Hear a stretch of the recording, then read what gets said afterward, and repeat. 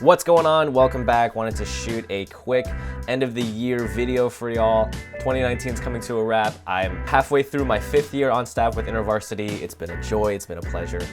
Has its ups and downs, but that's the natural ebb and flow of ministry. I wanted to just answer some questions about my job in itself for those who have known me or have maybe just met me. You might wonder what an InterVarsity staff worker does or what my job is like, and so I went ahead and put out a couple posts to see what questions y'all have, and just wanted to answer a few of those questions that have come in for you here in this video. Question number 1 is, what is there to do in College Station?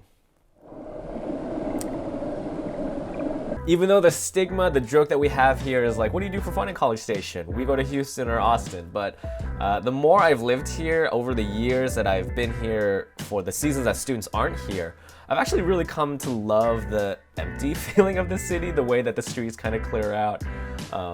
I've gone to explore different parts of downtown Bryan. I realized that I have now a few parks that I'd like to go visit, whether it's Lake Bryan, Lick Creek Park.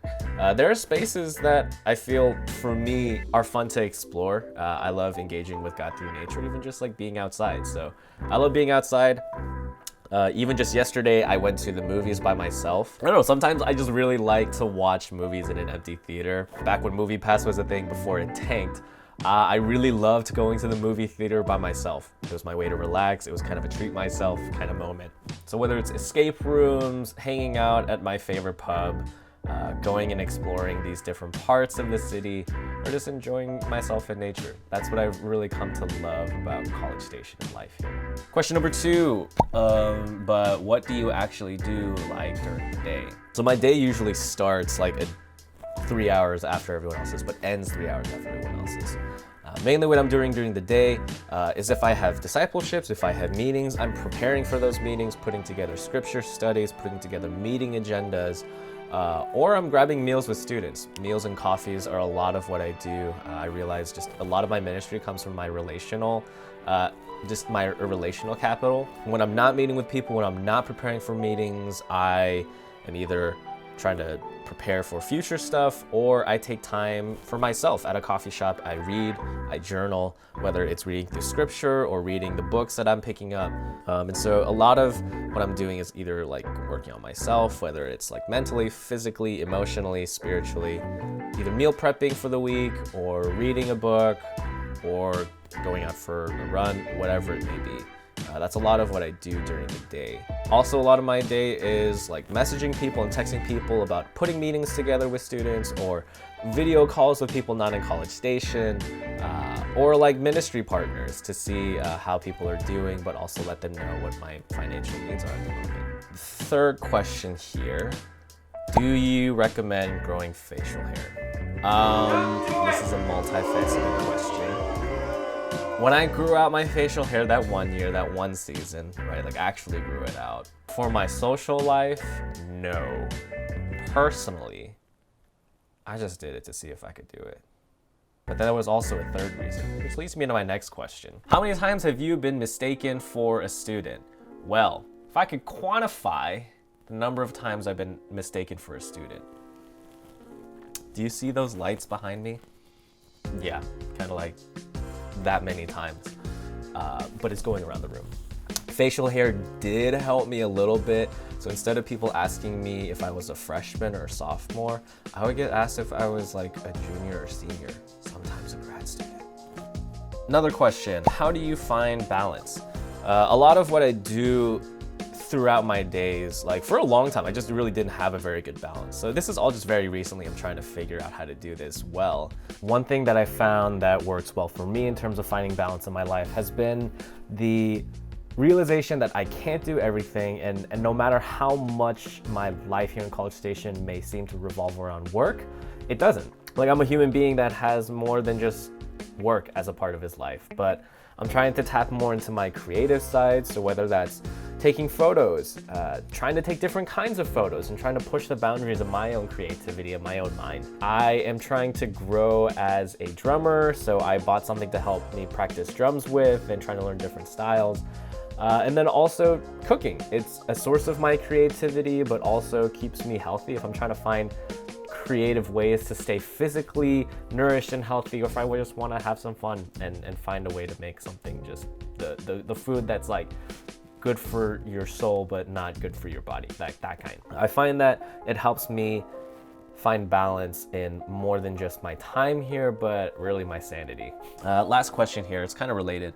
How do you as a staff worker deal with burnout? For me, burnout, I've come to understand it as less of a physical thing, whether it's like, oh, I'm so tired, I'm so burnt out, I don't have motivation. I believe it really does come from a spiritual place. Burnout really looks like me forgetting why I chose to do this job in the first place.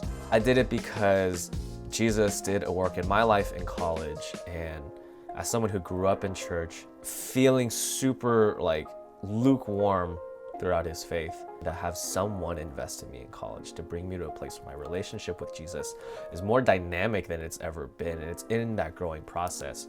My drive is that I want people to have the opportunity to say yes to that kind of life too. Right, burnout not being physical, right? I can't just nap it away. Sometimes a nap is really helpful, but a nap will only go so far. I have to seriously come before Jesus and just lay things down at his feet. And there's so much that I think we carry. We feel the exhaustion of carrying either the weight of our student spirituality, or the need to get funded, or this desire to be a certain place in life. But when I sit and remember why I did this job in the first place, those things, it's not that they don't matter anymore, but they become lighter because I understand that Jesus is carrying that weight for me. And thankfully that's the place where I've really been. Looking back at the semester, I'm like, no, things didn't go perfect, but I think things are exactly where they need to be right now. I had a really encouraging meeting with my core team of leaders, and we're ready to face this next season strong. As a ministry, but also for myself, as I've decided to take just better care of my body. I'm looking forward to seeing how God is going to provide for me financially through ministry partners. I sent out a letter recently to those who have been giving and those who I want to invite into ministry. I'm still about $18,000 away from being fully funded, so that's about 25% of my budget. I'm looking for, honestly, ministry partners who are willing to come on for $25 a month, $50 a month, maybe even $100 a month. Or if you feel God is calling you to give generously, whether it's a generous one-time donation this month before the year ends, before the fiscal year ends, I want to invite you to consider what that could look like. This ministry work is possible because of staff who are on campus, and we can't be on campus unless we're funded by ministry partners such as yourself. And I'm grateful to call you friends and partners. Not because this is just the work that I'm doing, but this is the work that we get to do. Thank you for sending me and many other InterVarsity staff you may know to the campus so that these students can be transformed by the gospel and create real change in the world. As of what's next for me, I'm gonna be heading off to Utah for a few days with family. It'll be our first family trip in a while, actually, since 2013. After that, going to be visiting my brother up in Virginia. And then on January 2nd, I'll be heading to Orlando, Florida for our InterVarsity National Staff Conference. If you could be praying just for safe travels as we relax and have fun with one another, but also for the conference, for the Lord to move. I'm excited to see friends there. I'm excited to see what God has next. And I can't wait to update y'all on what's happening in this coming semester. Until then, Merry Christmas, safe travels, or be safe at home. I love you all, appreciate you, can't do this without you. God bless, take care.